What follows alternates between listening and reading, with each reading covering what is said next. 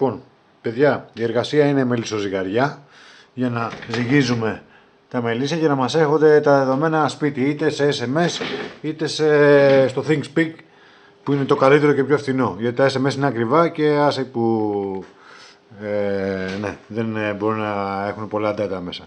Λοιπόν, αυτό το βίντεο είναι για τα τεχνικά πρώτα λίγο, πολύ γρήγορα γιατί η κάμερα δεν είναι και καλή. Και λοιπόν, πρώτα έχουμε διαφορετικές SIM. Δηλαδή έχουμε την κόκκινη τη SIM και την πράσινη. Η πράσινη είναι πιο μικρή, πιο καλή, πιο μικρή χωρίς capacitor, απλά δεν έχει ελικοειδή κεραία, έτσι. Και έχουν διαφορετικά, δηλαδή πάει ground RX TX, reset VCC, το reset δεν χρησιμοποιούμε, ενώ αυτές είναι ground TX RX, έτσι, υπόψη. Αυτές τώρα έχουν οι κόκκινες. Οι κόκκινες είχα στην αρχή, έχουν το πρόβλημα ότι έχουν capacitor εδώ πέρα. Έχουν ένα capacitor, είναι για να αντέχει λίγο τα πολλά μπέρ σου λέει, ή για να φιλτράρει νομίζω bypass capacitor, δεν ξέρω τι. Αλλά αυτός μου δημιουργεί πρόβλημα γιατί με το που παίρνει SIM ρεύμα από το ρελέ, μου κάνει reset το Arduino. Οπότε για να το αντισταθμίσω κανονικά θέλω και εγώ capacitor στο κύκλωμά μου. Αλλά αυτό δεν θέλω να το κάνω εγώ ως άσχετος και που θέλω και απλό. Οπότε θα χρησιμοποιήσω αυτήν εδώ πέρα που δεν έχει capacitor. Απλά δεν έχει υλικοειδή αντένα. Οκ, δεν πειράζει. Απλά, ναι, αυτά τα άλλα θα τα βρείτε για το capacitor, θα τα βρείτε στο πρόγραμμα. Ωραία, πάει αυτό. Τώρα, οι διαφορετικές, αυτά είναι οι amplifiers για το load sensor, έτσι. Από εδώ έρχεται το load sensor και πάει οι amplifiers. Έχουμε, αυτός είναι ο καλύτερος που είναι ο πολύ μικρός, ο HFW, HX711, και αυτός HX711, αλλά είναι πολύ μεγάλος. Θα πρέπει αναγκαστικά δηλαδή να έχουμε μεγαλύτερη πλακέτα. Οπότε αυτός είναι στην ίδια τιμή, μπορείτε να το βρείτε, είναι πιο φθηνός. Πάει και αυτό. Μετά τα κυκλώματα εδώ πρέπει να είναι πολύ καλά για τη SIM, δηλαδή να έρχεται όσο πιο γρήγορα γίνεται το ρεύμα στη SIM και η υγείωση, για να μην χάνει, δηλαδή να μην έχουν αντίσταση τα κυκλώματα, για να μπορεί να τραβήξει τα 2 αμπέρ, έτσι. Δεν είναι και λίγο να ξεφύγεις, δεν θα μπορείς να τρέξεις. Μετά τα ρελέ, τα ρελέ στην αρχή είχα βάλει αυτό το ρελέ που δεν είναι latching ρελέ, αλλά στην ουσία αυτό και η ρεύμα, δηλαδή 33 mA είναι η ενεργοποίησή του, αλλά αυτό συσσωρευμένο είναι 100-200 mA σίγουρα, δηλαδή στους 1-2 μήνες, ας πούμε, σε κανονικές με 3-4-6 φορές τη μέρα. Οπότε συμφέρει με λίγα 2-3 ευρώ παραπάνω να βρεις latch ρελέ, για να μην καίς καθόλου ρεύμα, δηλαδή από τα ρελέ. Δηλαδή το μόνο ρεύμα που να καίς να είναι το Arduino όσο τρέχει στο sleep mode και τα data που φεύγουν, και οι μετρήσεις sensor λίγο που καίνε.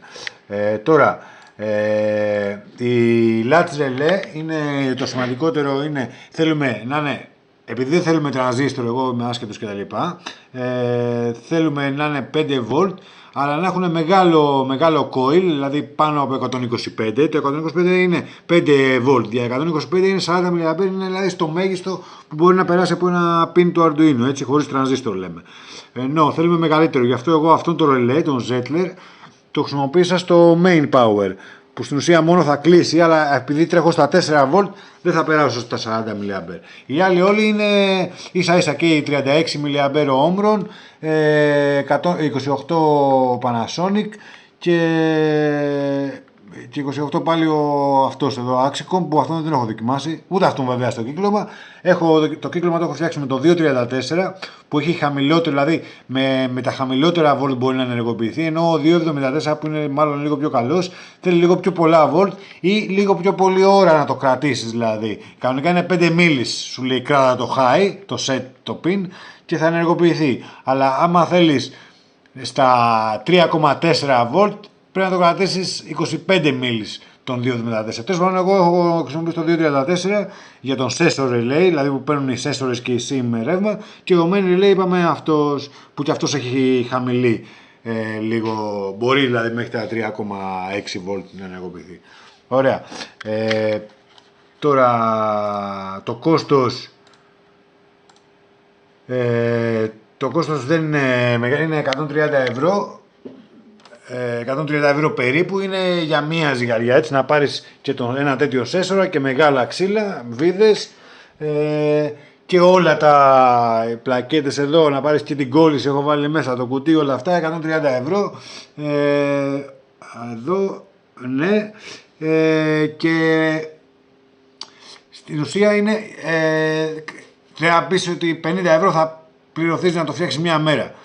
Money, δηλαδή φτάνει σε 180, πες και 200 ευρώ. Δηλαδή οι άλλοι καλά τις πουλάνε εδώ στην Ελλάδα, είναι φτηνά, έξω είναι πολύ ακριβές.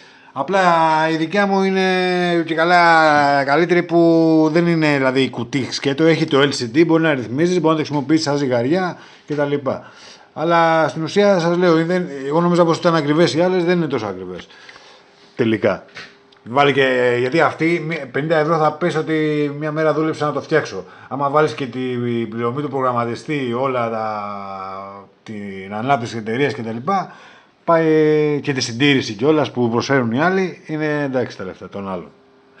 Λοιπόν, μετά είπαμε τα Arduino σίγουρα θα βγάλουμε το LED και τον regulator.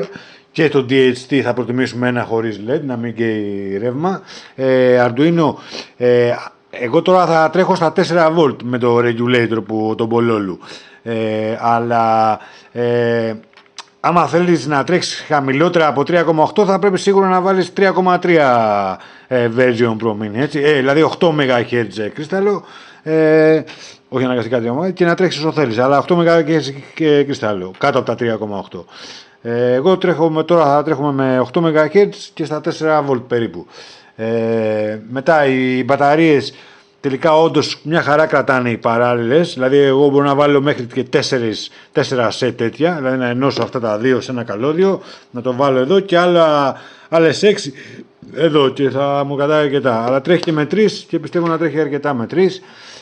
Μετά έχω βάλει στο Arduino εδώ, έχω βάλει διπλά pin και καλά για να μπορώ να κάνω κάτι λέμε στο μέλλον και τα λοιπά.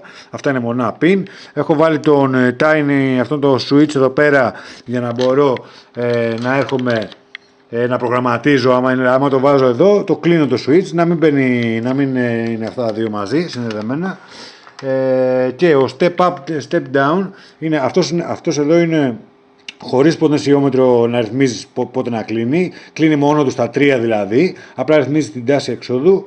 Ενώ αυτός έχει κι άλλο ένα ποτενσιόμετρο για να ρυθμίζεις το πότε να κλείνει. Μπορεί να θέσεις όχι στα 3, αλλά να κλείνει στα 3,45. Τελικά εγώ αυτός μου δημιουργεί πρόβλημα, είπαμε, με το capacitor που έχουν αυτές εδώ και μου σπάνε τα νεύρα και μου κάνει reset επειδή μου ρουφάνε. Μόνο με αυτόν μπορεί να δουλέψει.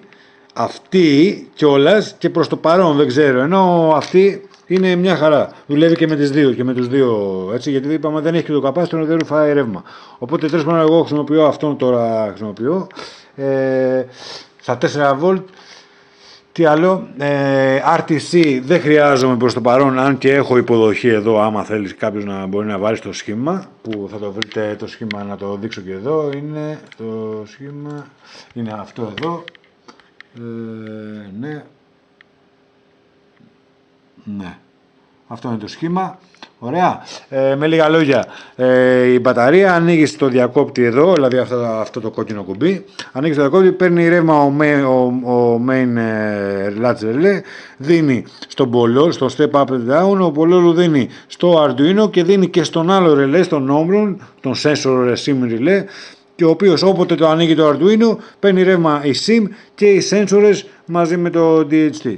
Αυτό είναι το κύκλωμα απλά. Και αν όταν ανοίξεις το ρεύμα έχεις πατημένο ένα κουμπί, το μενού κουμπί, τότε θα μπεις κανονικά στο SMS mode για να φύγεις, να είναι κλεισμένη η οθόνη από εδώ, να φύγεις και να πας σπίτι σου. Ενώ άμα δεν είναι πατημένο το κουμπί, θα ανοίξει η οθόνη, αρκεί να είναι και όλα αυτό το κουμπί ανοιχτό, και να ρυθμίσεις, να κάνεις τις ρυθμίσεις που θα δούμε στο επόμενο βίντεο. Αυτά λοιπόν από εδώ, το κόστος το είπαμε, και τι άλλο έχουμε. Μετά τα ξύλα, εντάξει, για αρχή πιστεύω τα ξύλα να κρατήσουν, αν και δεν το ξέρω βέβαια αυτό. Τι άλλο, tiny switch, αυτά για αρχή. Εντάξει, λοιπόν, στο επόμενο βίντεο βλέπουμε τα άλλα πολυλειτουργή.